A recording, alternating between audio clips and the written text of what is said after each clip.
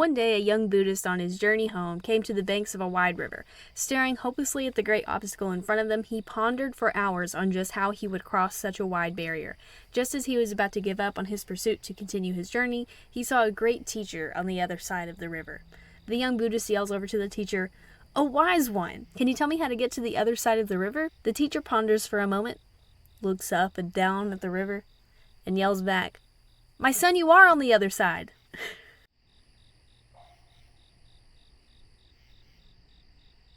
Hello, critters. I wanted to open with one of my favorite Buddhist parables because it really sums up the thesis of my learning with Buddhism. You can be happy with who you are and where you are, even if it feels frickin' impossible sometimes. On this channel, we talk about deconstructing harmful beliefs, but we also talk about building something beautiful in its place.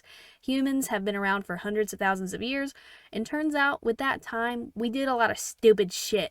But we also collected a lot of wisdom and life wisdom to pass down through generations. And today I want to talk about some of that wisdom that can be helpful for some people. In this video, we're going to discuss how secular Buddhism saved me after the wounds I had leaving Christianity. And as someone who has a brain that likes to torture me with overthinking and anxiety, my mind palace is full of bees and fire ants and bees, and they all have bloodlust, and they're chasing me all the time and calling me mean names. If you're anything like me, maybe it could be helpful for you too, to take some of the tools of secular Buddhism to get you through life. Hello, this is editing me here.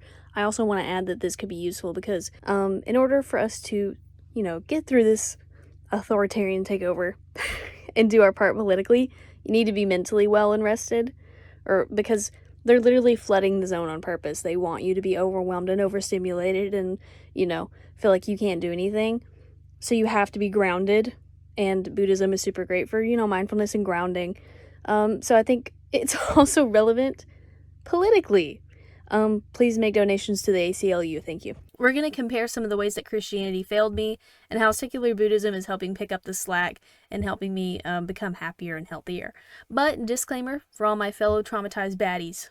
Please note, this is in a non-preachy way. It's just a discussion of what helped little old me on a journey of trying to create a secular atheist spirituality, and you can take what helps and leave what doesn't. I'm not saying Buddhism is an ultimate truth for everyone, just saying it's an option if your situation needs it. And Buddhism is also a practice that is capable of harm like any other system, because if humans are going to do anything consistently, it's be dysfunctional. Buddhism does not make perfect people. It doesn't have perfect people because there's no one truth in the universe.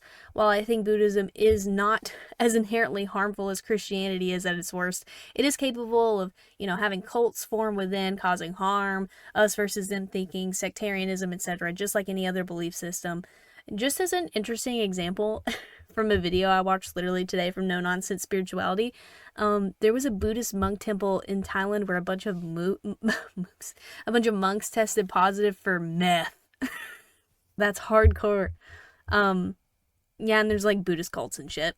On this channel, we live in the nuance of it all. We talk about the good and acknowledge the bad. Maybe in the future we can go into more about Buddhist cults, but our goal today will be to take the good we need and to leave the bad. My life post-Christianity was a load of fresh hell. I struggled so much with existential OCD and medical OCD. Those were like the themes of OCD, where I had compulsive thoughts of bad things that were bound to happen to me and my loved ones. Bound in air quotes. I can't move my avatar arms. No, I'm air quoting. I struggled with depression so bad I forgot what happiness felt like, and my anxiety was so bad the doctors were sending me in for heart tests, and I was mistaking a panic attack for heart attacks. And after a lot of therapy, things did improve, but I was still struggling immensely with the being okay with like suffering, pain, and death. So I no longer felt like maybe every moment I was being chased by a tiger with a gun and with an orbital laser aimed at me, and it actually took some help from Buddhism to get me there. But the main struggle was I still had obsessive thoughts about suffering and meaninglessness to the point of it being incredibly difficult to function in my day-to-day. But I was only trying to cope with these struggles using nihilism. So I was basically feeding myself like emotionally, spiritually with just raw potatoes. Technically, it can get me by to survive, but damn, I am miserable. I miss flavor. I have nutrient deficiencies. I'm developing scurvy. The nihilism could be used as a part of a balanced meal to still like the analogy from No Nonsense Spirituality, but I was just eating it raw and alone. So for me, optimistic nihilism and absurdism, they were both a great first step as I deconstructed everything I knew. but it wasn't a healthy, permanent home, and it wasn't sustaining me. As atheists, I've talked about this before, I feel like we need to have more empathy for those who don't do great as just nihilists. I know some do, but not all of them, and we basically act like evangelicals sometimes and insist nihilism is a great freeing thing. And, like, for me it kind of is, but it's also a fucking curse. That's not the, like, it being freeing is not the only acceptable way to experience it. We finally reached the point where my therapist, finally said, it seems like you only adhering to absurdism and nihilism is not serving you, it's hurting you. And she was right, even though it annoyed me so much.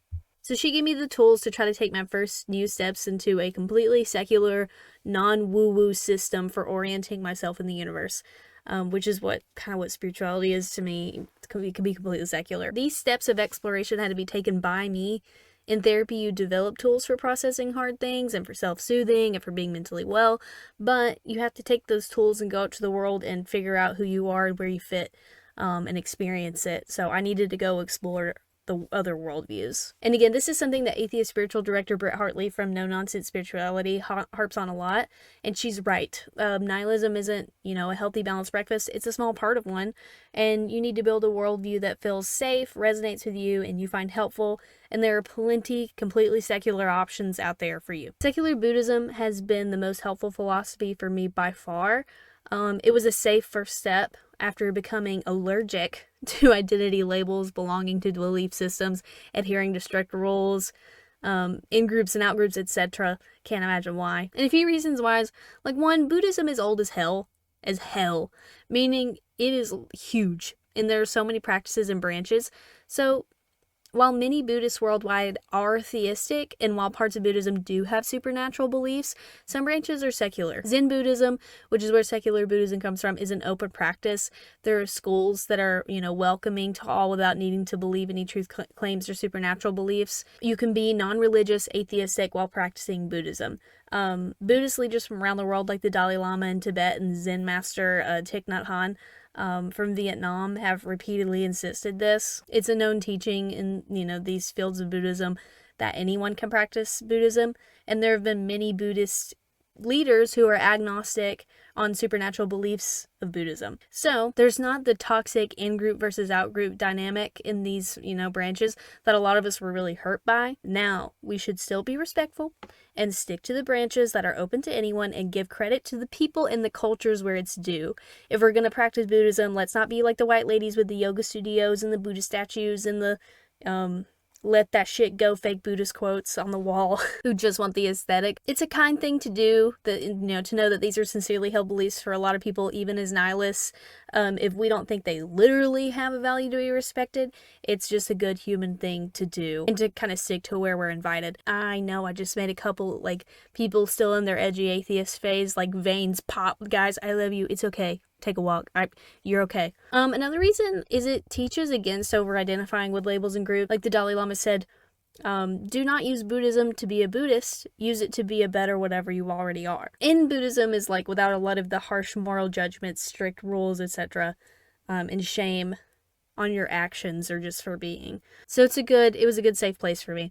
Note, again, I want to give a lot of disclaimers. Buddhism is not the one true answer.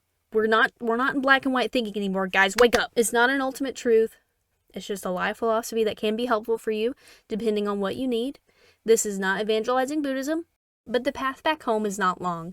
Home is inside us. Going home requires only sitting down and being with yourself, accepting the situation as it is. Yes, it might be a mess in there, but we accept it because we know we have left home for a long time. So now we're home. With our in-breath and our out-breath, our mindful breathing, we begin to tidy up our homes. Thich Nhat Hanh. So what was technically my first real run-in with Buddhism was a book recommended to me by my therapist, and it's called Radical Acceptance, Embracing Your Life with the Heart of a Buddha by Tara Brach. Please note that while her language can get a little woo-woo, because that's just the kind of girly she is, she's a clinical psychologist with an evidence-based practice. This is not just Tara's religious ramblings. After years of therapy, I realized this book has a lot in common with widely used and successful therapy modalities like internal family systems and DBT, so let's discuss. My mental health journey after leaving religion can be described in two major stages. One is, help, a tiger is chasing me, I'm so anxious, it literally hurts 24/7, I'm convinced someone is going to kill me in this Chili's before I can get through my $5 mark.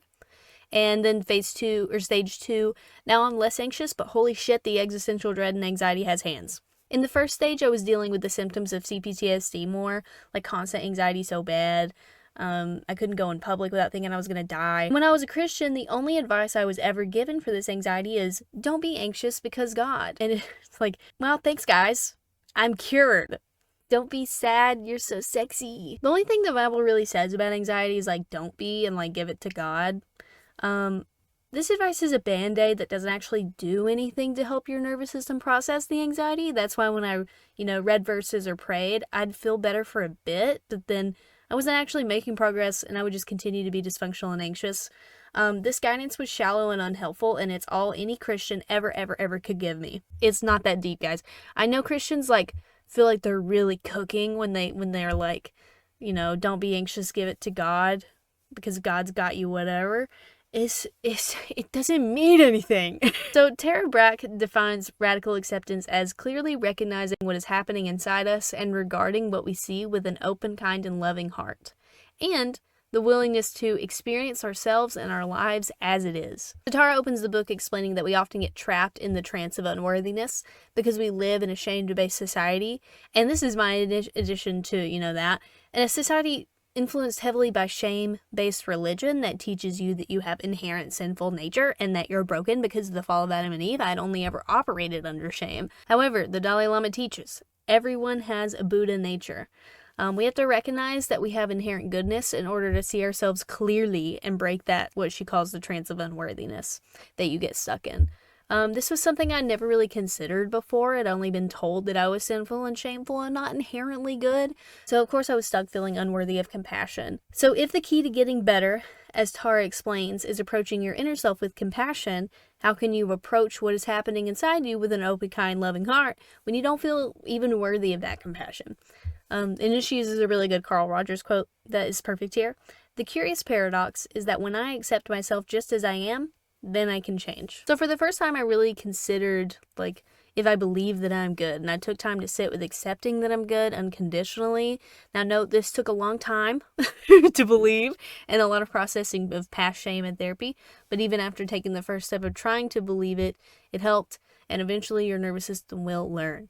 So there's this great article going over the scientific literature of self-compassion, and it goes over one method of self-compassion being mindfulness, which is what we're talking about. And it's described as, when I'm feeling down, I try to approach my feelings with curiosity and openness.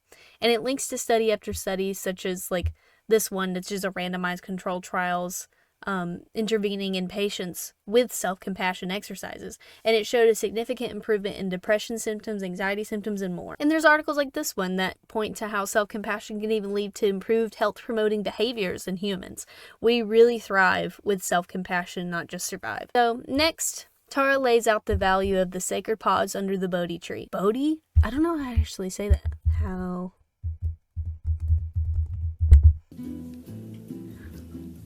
We are looking at how to pronounce this name, as well as how to say more interesting and often confusing names, including names from Buddhism, so make sure to stay tuned for those.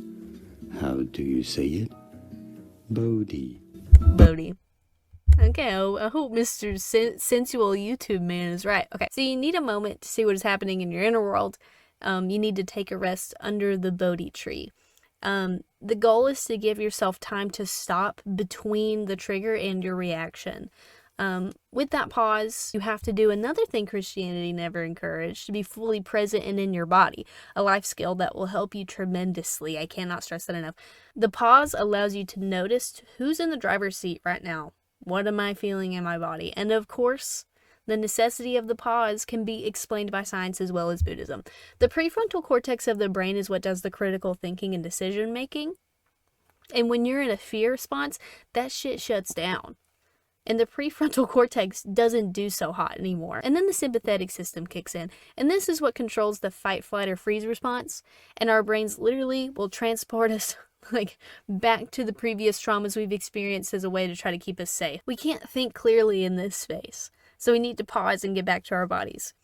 The pause can be hard at first if you've only ever been anxious in 100 miles per hour. because your nervous system doesn't feel safe to slow down and pause. So it may take a little discipline and practice at first, but as you pause, it will get easier. And she explains like some helpful questions you can ask in that moment that are easy to remember even when you're anxious. Like, what needs my attention right now? And what is asking for acceptance? When asking these things, you should approach with curiosity and compassion and not judgment.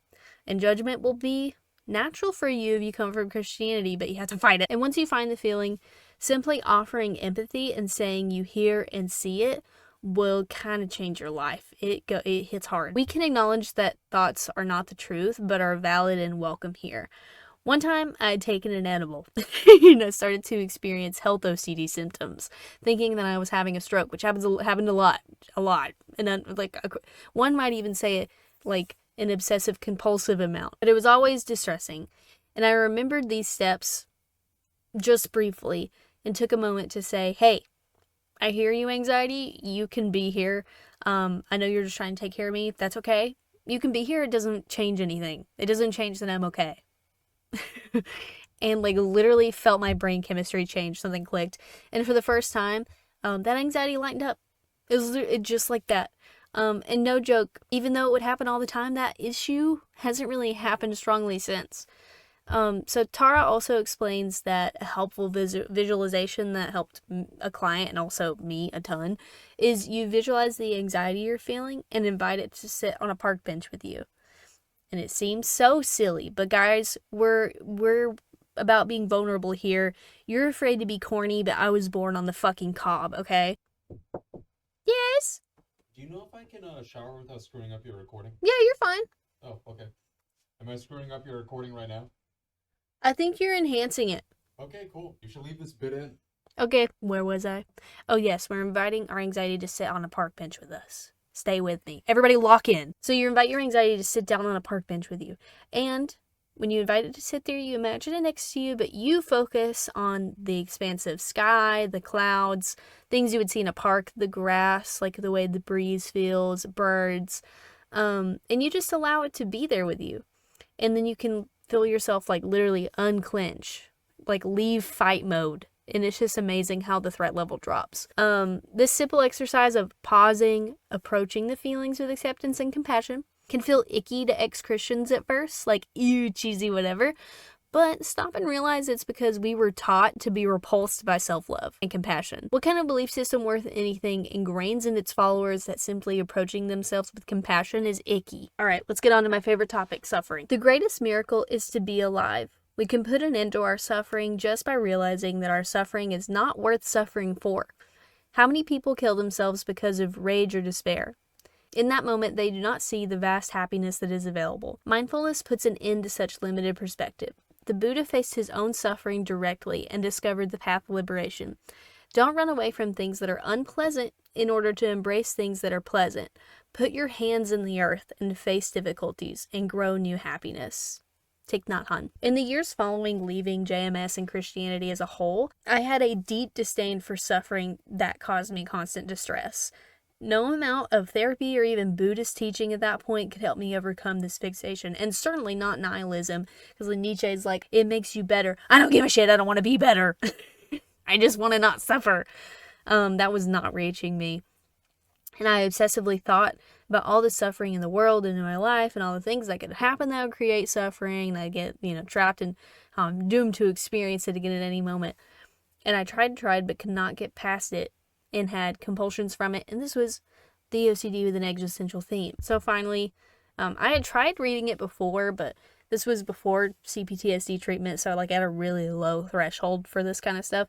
But once I'd, healed a little bit, I decided to give Man's Search for Meaning another try. And it's a book about written by a Holocaust survivor and psychotherapist, Viktor Frankl.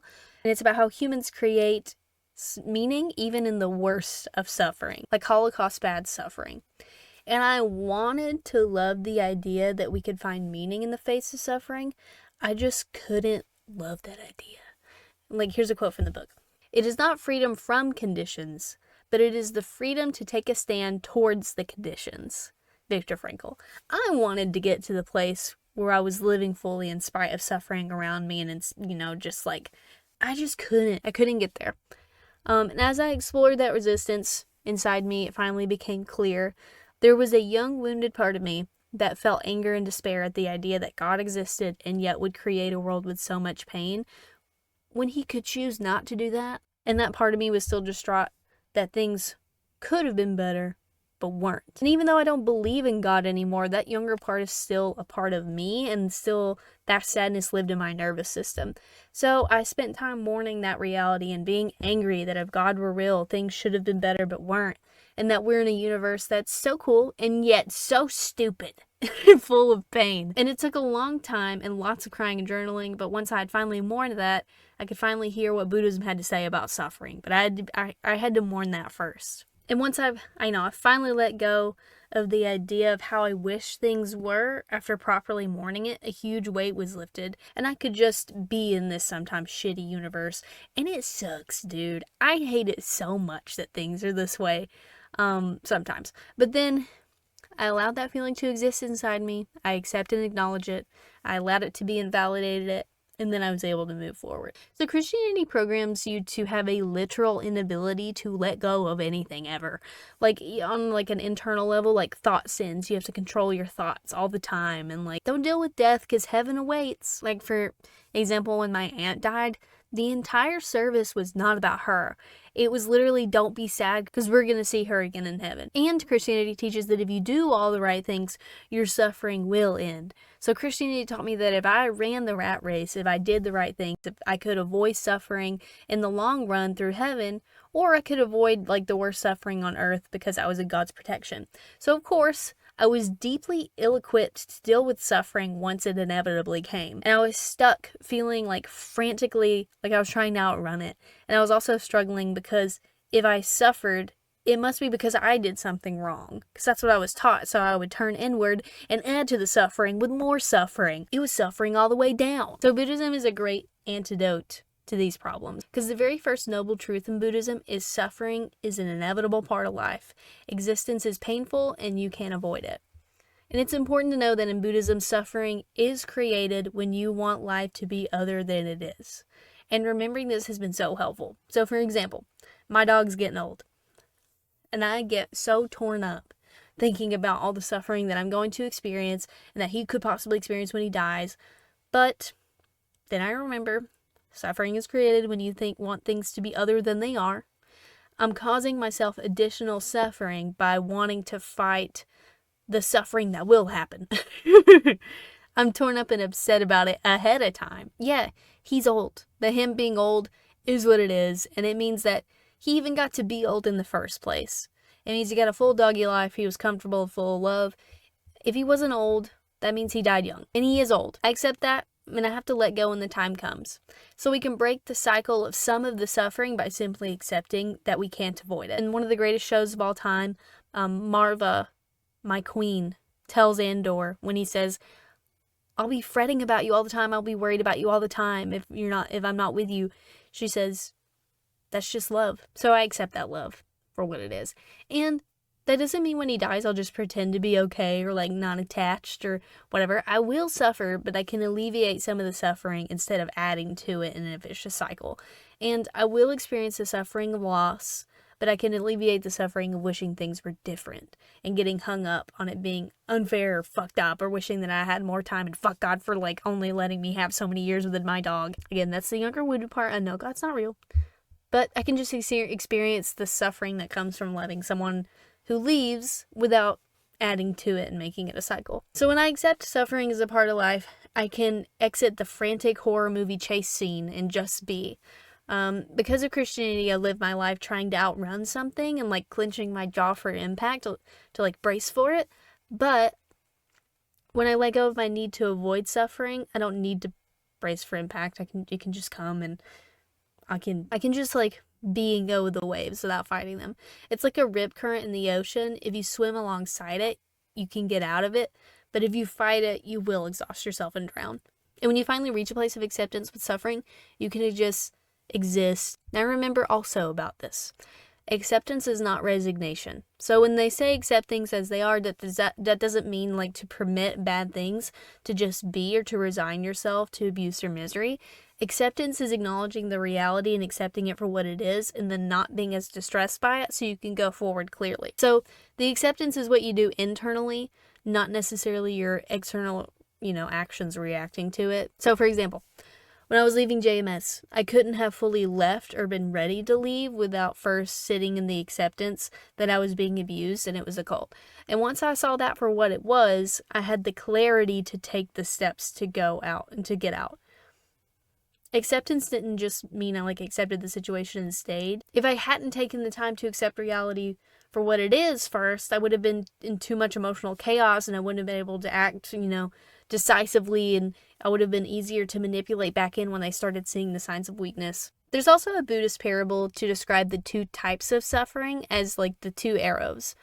When you get hit by the first arrow, there's an obvious initial suffering of, ow, I just got shot by an arrow.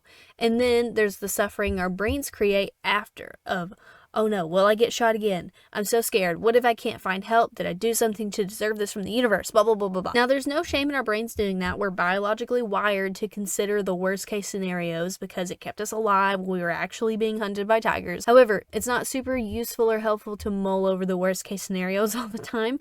It creates more suffering on top of the suffering we can't avoid, the first arrow. That mental suffering that we create is the second arrow of pain. So now I can catch myself creating unnecessary suffering and adding to it all the time. A lot of suffering is the literal suffering itself, but then also the created by the story we put around it. So for example, when I'm stressed about my commute and I'm driving and someone cuts me off, I assume they're an idiot, they're a careless jerk who doesn't care if I live or die or get hurt in a car accident. I catch myself and I remember I'm getting torn up about a narrative I'm inventing. There's a chance they just made a mistake like I do while driving sometimes. And that's when I stop myself from creating narratives, and I just suffer a lot less because I'm, not torn up about it. So now when I get caught up in obsessive compulsive thoughts about how I'm destined to get cancer because bad things happen to me, whatever, I can catch myself and remember that I'm inventing a narrative right there. I'm creating suffering that isn't even there. So now, obviously, with OCD, this isn't always enough to be okay in itself, but it has been an initial reality snap that allows me to use the tools I've developed to self-regulate in a healthy way. It gives me a second to go from being consumed by the fear to think, wait, I'm creating this fear. This situation isn't actually real. So I can just breathe instead. Having a tool of recognizing my OCD is creating narratives that don't exist has been life-changing, tremendously helpful in getting back to a better place. Some days are better than others, but it's helped so much. Another way Buddhism has helped me alleviate and cope with some of the suffering in my life is by practicing non-attachment. Now, this concept is misunderstood.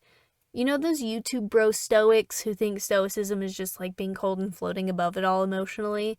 Some people view Buddhist non-attachment this way, and that's wrong. Oh wait, I just thought of the best way for you guys, you nerds, to understand. If your view of non-attachment is the same as the Jedi of the prequels' views on non-attachment, you've got it wrong. Non-attachment is just not clinging to the permanence of things. So, there's a really good quote, again, from Thich Nhat Hanh.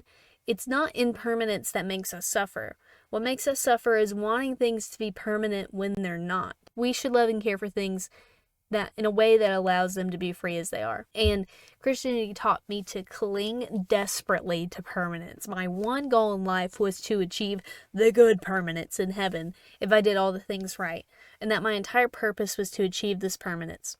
And then you tell me that, you teach me that, ingrain it in my nervous system, and then place me in an impermanent world where nothing is permanent, and then tell me to cope. Of course, I was ill-equipped to deal with that. Remembering that all things are impermanent and accepting that has been so fucking hard. But working on and remembering this has helped. It seems so silly, but I've had to work my way up to understanding this concept with small stuff. So for example, dyeing my hair regularly different ways when I was so clung to being blonde as part of my personality before, and just reminding myself oh, it's just hair, it grows back, it's impermanent. And restarting my Animal Crossing island that I was so attached to, remembering it's just a video game island, it can't last forever anyways, I can let it go and experience something new again.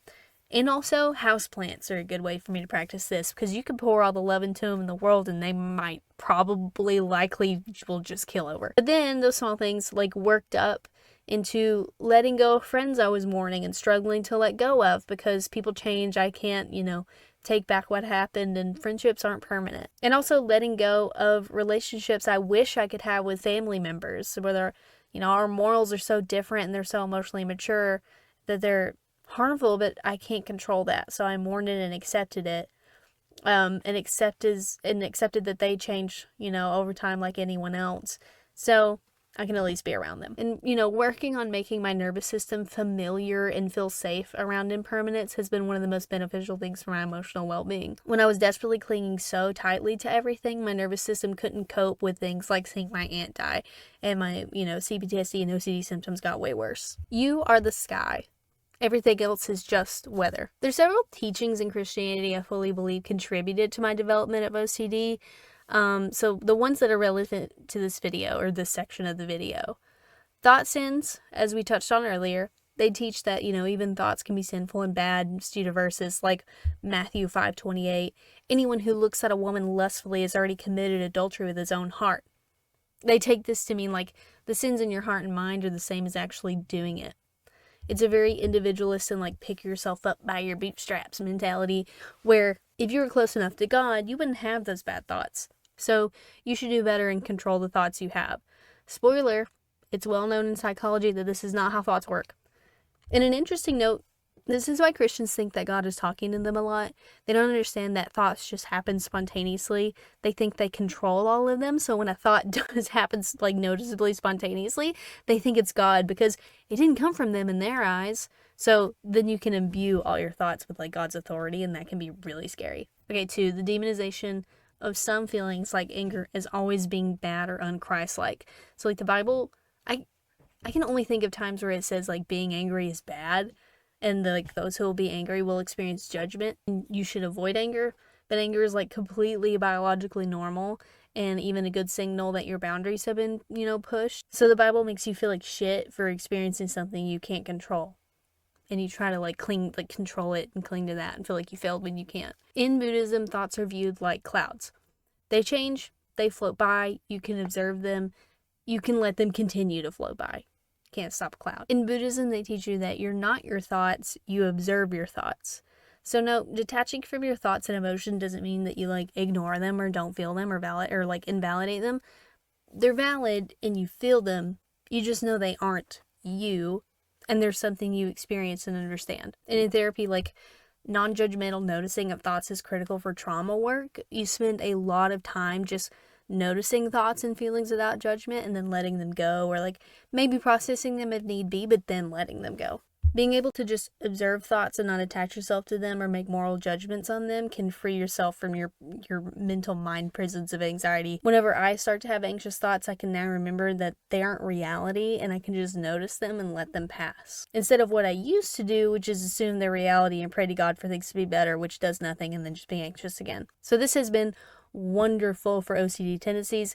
My OCD thoughts and fears felt like reality, so they yanked the steering wheel from me and went nuts. But knowing that these thoughts aren't me and just being able to notice them, and then most importantly let them pass, has been so helpful. And maybe others who experience, intrusive or distressing thoughts will also find that helpful. I have so much more that I could talk about with mindfulness and gratitude and no self-teachings, but I think I've rambled enough, and I can make further videos in the future. If you want to know more or learn more about secular Buddhism, Noah Rishetta's podcast, Secular Buddhism, is an 11 out of 10 first step. You can go ahead and pick up some books, but learning the basics first will help you get more from the books, I think. So start out with a podcast, and then, of course, I recommend Tara Brach's book, Radical Acceptance, from earlier. The Heart of the Buddha by Thich Nhat Hanh is one of the best ever. Why Buddhism is True by Robert Wright, and After Buddhism by Stephen Batchelor are, all really great. There's kind of, limited authors in this genre for, English speakers, but those are all really great. So secular Buddhism has been a great form of secular atheistic spirituality for me that's genuinely helped me get through the shitty little insignificant life in a universe that doesn't give a shit. I'm very thankful for that wisdom, and while any belief system can be bad, there are good things we can take from them as well. And Buddhism is hardly the only thing that's helped me with my religious trauma and nihilism. Things like Jungian psychology, Carl Sagan books, and more have helped a ton. So if you have any questions, ask away. I've been gone a while because my job is trying to kill me, dude. I'm so scared. Every day, I feel like I'm on death's door, but it's okay. Hopefully I can get my student loans paid off soon so I can go back to school, try to go to be a religious trauma therapist. That's the goal. I'm working really hard. And unfortunately, this is just a hobby and I don't make money off of it. So sometimes it falls to the wayside when I'm on death's door, but I've been making content on different accounts for years. I love the shit talking about these topics with you guys, so I'll always be back. And please tell me what you want to see next. If there's anything you want me to react to, I'd love to know. On my return, I wanted to talk about something I love, that's been helping me in life, post-religion, but next I want to do something funnier, deconstruction topic, like a tier list of fucked up Bible stories or something. I also started a script about a video game that touched my soul, Clear Obscure, and how it made me think of like spiritual bypassing and other deconstruction topics. Are there literally any other nerds out there who have an interest in both deconstruction and Clear Obscure? Probably like 2 of you, but just let me know if literally one person says anything. I'm on it. Anyways, thanks for listening. Feel free, to give me your thoughts on the topic and what's helped you in your secular spirituality. I'll see you next time. Bye-bye.